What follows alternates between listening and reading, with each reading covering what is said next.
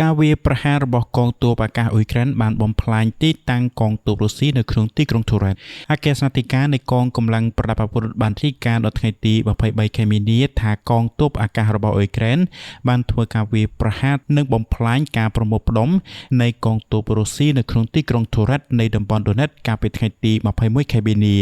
ការវាយប្រហាររបស់កងទ័ពអ៊ុយក្រែនត្រូវបានគេរាយការណ៍ថាបានបំផ្លាញទីតាំងរបស់កងទ័ពមកពីកងពលកំភ្លើងវែងឆ្មាំដាច់លេខទី1នៃកងវរស្នាធំកំភ្លើងវែងទី103ដែលកំពុងលាក់ខ្លួននៅក្នុងជំរករបស់ពួកគេនៅក្នុងទីក្រុងទូរ៉ែតអគ្គស្នងការអ៊ុយក្រែនបានអះអាងថាក្នុងចំណោមអ្នកស្លាប់ទាំងនោះមានក្រុមវាយប្រហារតាមផ្លូវអាកាសនិងក្រុមប្រតិបត្តិការយន្តហោះគ្មានមនុស្សបើកអគ្គស្នងការបានសរសេរនៅលើបណ្ដាញ Telegram ដែលអមទៅដោយវីដេអូនៃការវាយប្រហារថាចំនួនពិតប្រាកដនៅតែត្រូវបានបញ្ជាក់ឲ្យបានច្បាស់លាស់ប៉ុន្តែការបំផ្លិចបំផ្លាញជំរកនិងយោធារបស់ពួកគេកាត់បន្ថយយ៉ាងខ្លាំង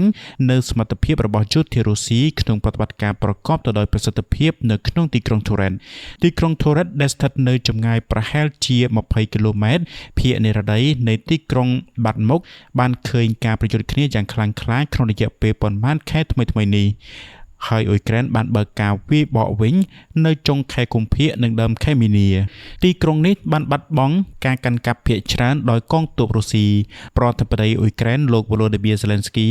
បានទៅទស្សនកិច្ចនៅក្នុងទីក្រុងប៉ូក្រាវក្បែរនោះកាលពីថ្ងៃទី22ខែមីនាជាកន្លែងដែលលោកធ្លាប់បាននិយាយថាស្ថានភាពថ្មីនេះមានស្ថិរភាពចំពេលដែលមានការប្រយុទ្ធគ្នាយ៉ាងខ្លាំង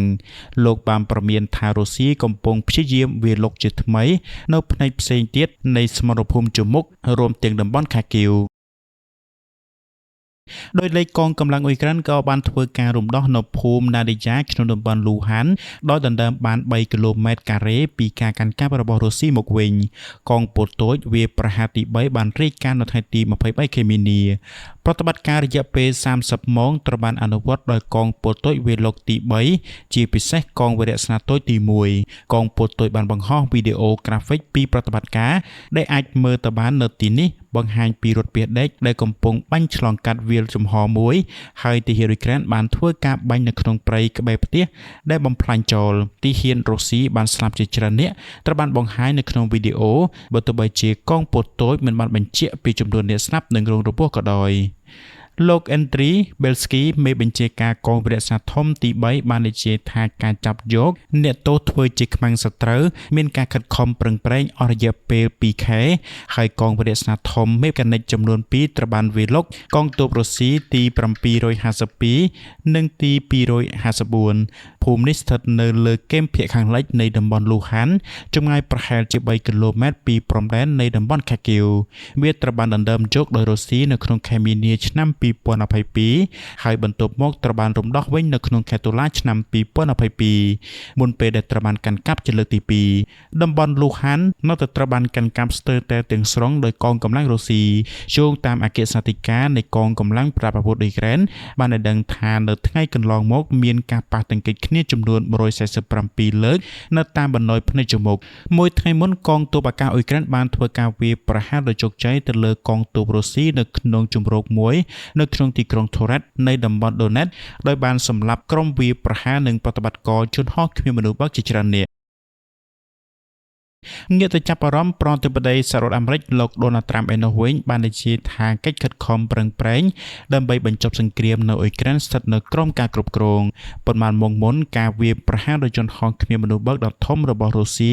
ទៅលើទីក្រុងគីវបានសម្លាប់មនុស្សចំនួន3នាក់រួមទាំងក្មេងអាយុ5ឆ្នាំម្នាក់និងឪពុករបស់នាងថ្លែងទៅកាន់ប្រព័ន្ធផ្សព្វផ្សាយនៅថ្ងៃទី22ខែមីនាលោក Donald Trump បាននិយាយថាលោកមានការពិភាក្សាដ៏សមហេតុផលជាមួយទៅនឹងប្រធានាធិបតីរុស្ស៊ីលោក Vladimir Putin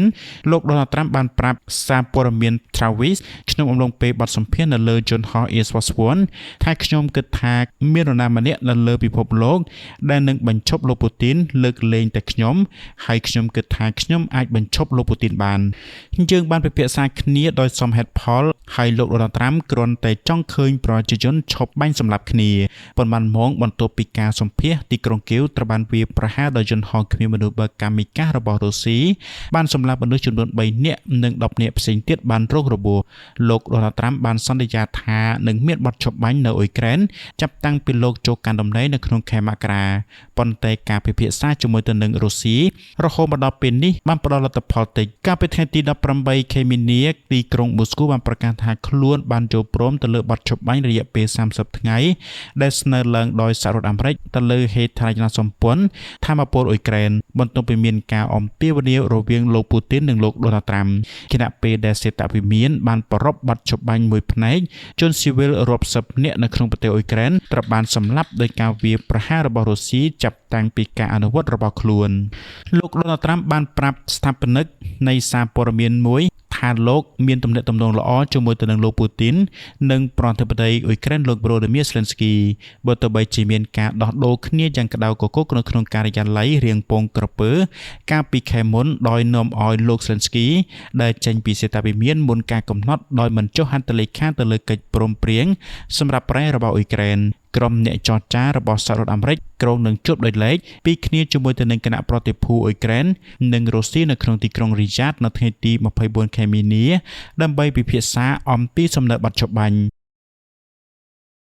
មន្ត្រីអ៊ុយក្រែនបានប្រាប់សារព័ត៌មាន Kyiv Independent ថាពួកគេមានបន្ទិលសង្ស័យកិច្ចពិភាក្សានេះនឹងនាំឲ្យមានលទ្ធផលជាដុំកំភួនរហូតមកដល់ពេលនេះក្រុមលោកដូណាល់ត្រាំទើបតែបានជួបពិភាក្សាទ្វេភាគីជាមួយទៅនឹងភាគីនីមួយៗដែលដលេករួមទាំងកិច្ចប្រជុំជាមួយទៅនឹងរុស្ស៊ីនៅក្នុងទីក្រុងរីយ៉ាតនៅថ្ងៃទី18ខែកុម្ភៈ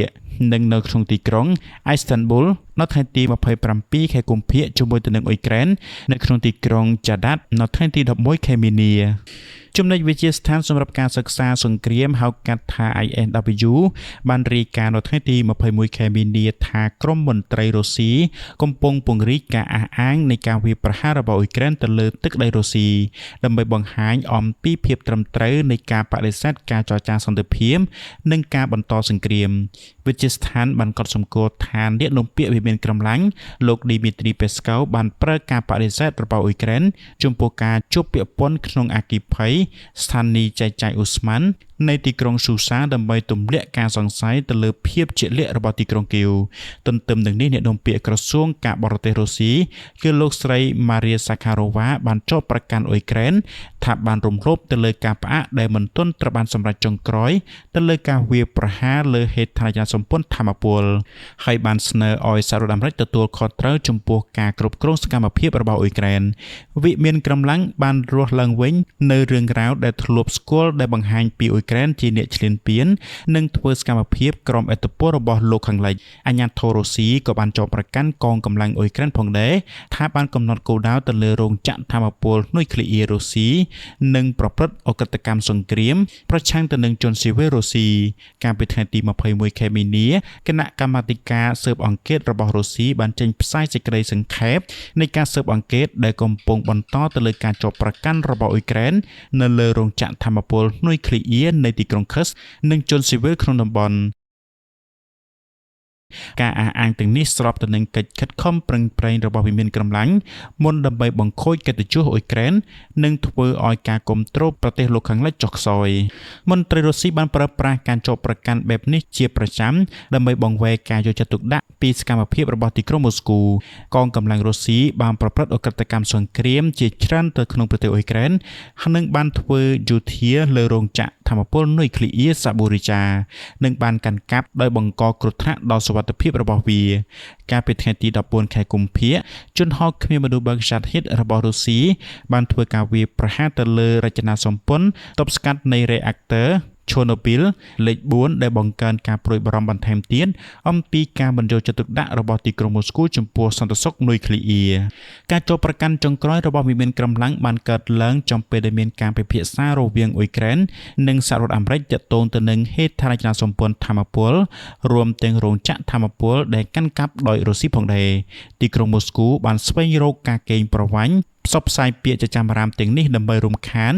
ឬពន្យាពេលកិច្ចពិភាក្សាទាំងនេះគំរូនៃការស្ដីបន្ទោសអ៊ុយក្រែនចំពោះគ្រឿងបរិក្ខារនុយក្លេអ៊ែរដែលមានគ្រោះថ្នាក់អាចដើរតួនាទីជាយុទ្ធសាស្ត្រដើម្បីបង្ហាញពីភាពត្រឹមត្រូវនៃការកើនឡើងបន្ថែមទៀតនិងការដាក់សម្ពាធទៅលើមេដឹកនាំប្រទេសលោកខាងលិចដោយបន្តដាក់បញ្ចូលអ៊ុយក្រែនថាជាអ្នកឈ្លានពាននិងមិនប្រុងប្រយ័ត្នពីមានកម្លាំងមានគោលបំណងពង្រឹងការគ្រប់គ្រងនៅក្នុងស្រុកសម្រាប់សង្គ្រាមនិងបង្វែរការយកចិត្តទុកដាក់ពីអន្តរជាតិឲ្យឆ្ងាយពីសកម្មភាពយោធារបស់ខ្លួន ISW បាននិយាយថាក្រុមយុទ្ធសាស្ត្រនេះដែលបានធ្វើម្ដងទៀតក្នុងអំឡុងពេលសង្គ្រាមទាំងស្រុងស្វែងរកការលុបបំបាត់ការគ្រប់គ្រងជាសកលសម្រាប់ទីក្រុងគៀវគណៈពេលដែលការរក្សាការគ្រប់គ្រងលើការយល់ឃើញរបស់សាធារណជនរុស្ស៊ីចំពោះសង្គ្រាម